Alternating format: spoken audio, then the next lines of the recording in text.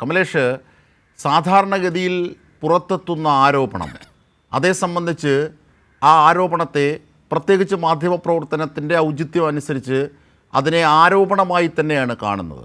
പക്ഷേ ഇവിടെ രാഹുൽ മാങ്കൂട്ടത്തിൻ്റെ വിഷയം അങ്ങനെയല്ല. തെളിവുകളുടെയും ഓഡിയോ റെക്കോർഡുകളുടെയും ഡിജിറ്റൽ തെളിവുകളുടെയും ഒക്കെ തെളിവുകളോടുകൂടിയാണ് ഈ പ്രശ്നങ്ങൾ പുറത്തെത്തുന്നത്.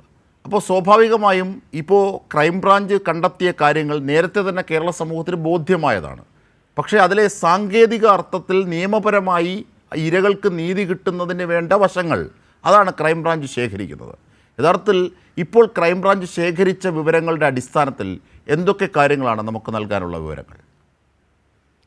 അജിംഷാദ്, ഈ മറ്റ് കേസുകൾ, അതായത് നേരത്തെയും പലതരത്തിലുള്ള കേസുകൾ പല രാഷ്ട്രീയ പ്രവർത്തകർക്കെതിരെയും പരാതികളായി വന്നിട്ടുണ്ട് എന്നുള്ളത് നമുക്കറിയാവുന്നതാണ്. പക്ഷേ അത്തരം പരാതികളിൽ നിന്ന് വ്യത്യസ്തമായി രാഹുൽ മാങ്കൂട്ടത്തിനെതിരായ കേസിൻ്റെ ഒരു സ്വഭാവം എന്ന് പറയുന്നത് ഇതിൽ പരാതി മാത്രമാണ് ഇല്ലാത്തത്, ഇതിൻ്റെ തെളിവുകൾ വളരെ കൃത്യമായി പൊതുസമൂഹത്തിൻ്റെ മുന്നിലുണ്ട് എന്നുള്ളതാണ്.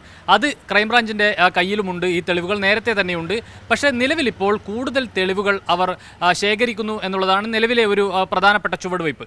ഏതായാലും ഈ വിഷയത്തിൽ തെളിവുകൾ നമ്മുടെ മുന്നിലുണ്ടായിട്ട് പോലും ഒരു നടപടിയെടുക്കാൻ നമുക്ക് കഴിയാത്തത് ഇരയുടെ പരാതിയോ മൊഴിയോ ഇല്ലാത്തത് കൊണ്ടാണ്.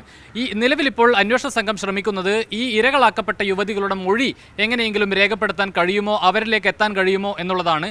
ഏതായാലും ഈ പെൺകുട്ടികൾ ആരാണ് എന്നത് സംബന്ധിച്ച് വളരെ കൃത്യമായ സൂചന പോലീസിന് അല്ലെങ്കിൽ അന്വേഷണ സംഘത്തിന് ലഭിച്ചു കഴിഞ്ഞു.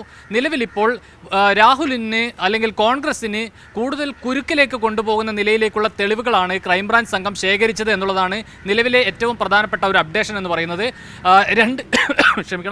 രണ്ട് യുവതികളെ രാഹുൽ നിർബന്ധിച്ച് ഗർഭഛിദ്രത്തിന് വിധേയരാക്കി എന്നതിൻ്റെ തെളിവുകളാണ് ക്രൈംബ്രാഞ്ച് കണ്ടെത്തിയിട്ടുള്ളത്.